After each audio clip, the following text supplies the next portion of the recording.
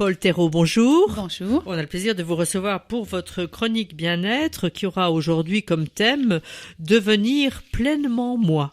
Tout à fait, c'est le thème de l'atelier que je propose le 10 juin à Pont-à-Mousson. Devenir pleinement moi, je dirais c'est tout moi déjà comme thématique. Et j'observe que ça intéresse pas mal de personnes. Pourquoi on n'est pas pleinement nous ? Eh bien, je dirais qu'on a tendance dans la première partie de sa vie, on va dire la première trentaine, à développer ses plus belles cartes, ce qu'on a trouvé de mieux.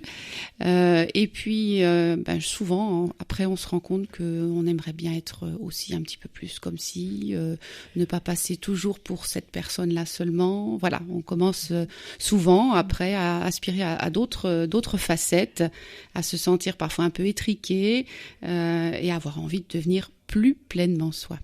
Alors, vous proposez un atelier le 10 juin de 9h à midi. Comment est-ce que vous allez proposer aux uns et aux autres de travailler ? Parce que, j'allais dire, c'est beaucoup, 3 heures, mais c'est peu quand même pour devenir pleinement soi. Alors, c'est des pistes que vous allez donner ? En général, comment ça se passe ? Il s'agit d'ouvrir des portes de compréhension de ce qui s'est passé, comment on s'est construit, qu'est-ce qui fait qu'on en arrive là et qu'on aspire à se développer plus pleinement.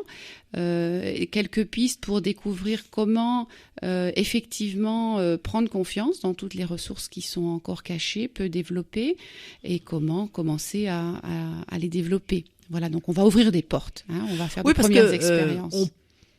On a peut-être des ressources qu'on ne connaît pas. Tout à fait. Alors par exemple, je vais donner le mien, j'étais considérée comme une enfant peu créative. Voilà, parce que j'avais une sœur plus créative, peut-être, tout simplement, ou parce que les critères de ma famille étaient dans un certain domaine de créativité. Et en fait, je me suis rendu compte en grandissant, en devenant adulte, en étant mieux à ma place dans l'environnement que je découvrais progressivement, que j'étais très créative en réalité. Voilà. Donc, je dirais, dès lors qu'on aspire à devenir plus quelque chose, c'est qu'on l'est déjà en réalité. On n'aspire jamais à quelque chose qu'on ne connaît pas du tout. C'est-à-dire qu'on peut être fasciné par des matières, des façons d'être, je sais pas, des loisirs, des sports, et puis ne pas oser franchir le pas. Tout à fait. Et si on y aspire, c'est que quelque part on sait que c'est un petit peu nous. Voilà. Alors, à votre avis, c'est quelque chose qui va se développer, dans la deuxième partie de la vie ? Oui, tout à fait. Oui. Je dis à partir de la trentaine, mais ça peut déjà être un petit peu plus tôt et de plus en plus avec les années.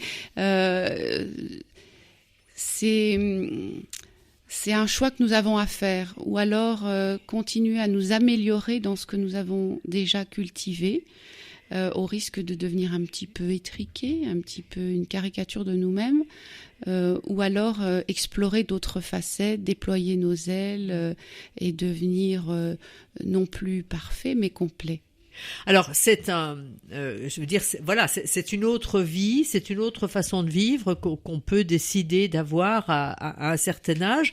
Comment est-ce qu'on peut explorer un peu ces désirs qu'on a souvent étouffés ?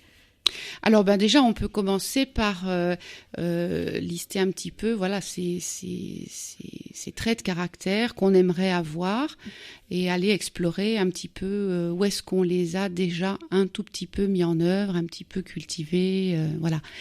Il y a une autre facette qui est peut-être un petit peu moins alléchante a priori, mais qui est aussi très intéressante, c'est d'explorer tous ces traits de caractère qu'on ne supporte pas chez les autres. Et comment se fait-il qu'ils nous insupportent à ce point ? On y voit des défauts. En réalité, ce ne sont pas des défauts. Ces personnes-là sont appréciées par d'autres pour ces mêmes traits de caractère qui sont aussi des qualités. Voilà, donc c'est aussi notre façon d'explorer. Vous pouvez me donner un exemple ? Eh bien, j'étais par exemple dans un groupe pendant un certain nombre d'années où une personne nous insupportait tous. Voilà. On avait l'impression. Alors là, c'était vraiment une unanimité. Oui, c'est ce qu'on croyait en fait. On l'a trouvé insupportable. Mais je me suis rendu compte un certain temps que finalement, elle n'a supporté qu'une partie du groupe et que l'autre partie ne trouvait rien à redire à son trait de caractère. Et alors, ça m'a fait réfléchir et j'ai commencé à essayer de chercher un peu les points communs entre ces personnes qui la trouvaient insupportable et puis les autres. Et je me suis rendu compte eh bien qu'en fait, on avait un peu ce trait de caractère qu'on ne supportait pas en elle. Voilà. C'est-à-dire qu'elle osait. Elle avait une façon, en l'occurrence, je vais citer le trait de caractère, elle avait une façon de ramener beaucoup les choses à elle. Oui. Voilà, c'était quelqu'un qui se mettait beaucoup en avant. Et voilà, ça parlait de nous. C'était nous aussi. Qui n'osiez pas forcément vous mettre autant en avant ? Qui n'osions pas, qui trouvions que c'était pas une bonne façon.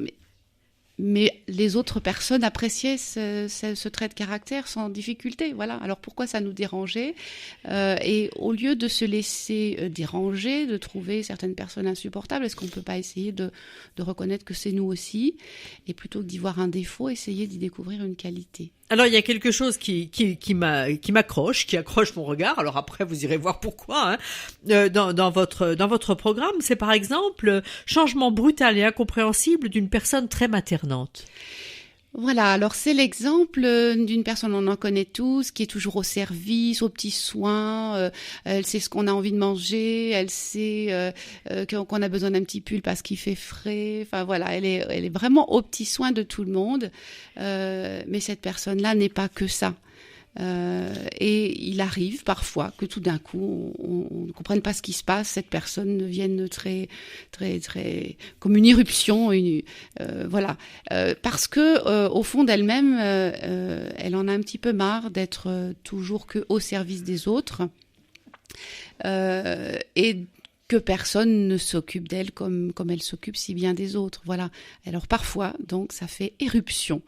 Et plutôt que de laisser faire éruption à cette frustration qui est en nous, voilà, le programme de ce samedi 10 juin, c'est d'essayer d'aller à la découverte de toutes ces parts de moi que je peux accueillir dans ce que je les trouve belles ou moins belles et essayer de cultiver pour en faire des nouvelles qualités. Est-ce que c'est pas dangereux ?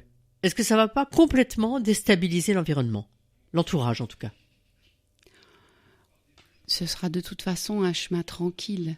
On ne va pas changer du tout au tout du jour au lendemain. Là, l'idée, c'est vraiment plutôt d'accueillir nos frustrations, nos envies. Et de les laisser remonter et de les connaître. Voilà, tout doux, de les apprivoiser.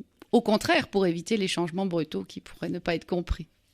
Cet atelier s'appelle « Devenir pleinement moi ». Vous le proposez le samedi 10 juin de 9h à midi à Pont-à-Mousson.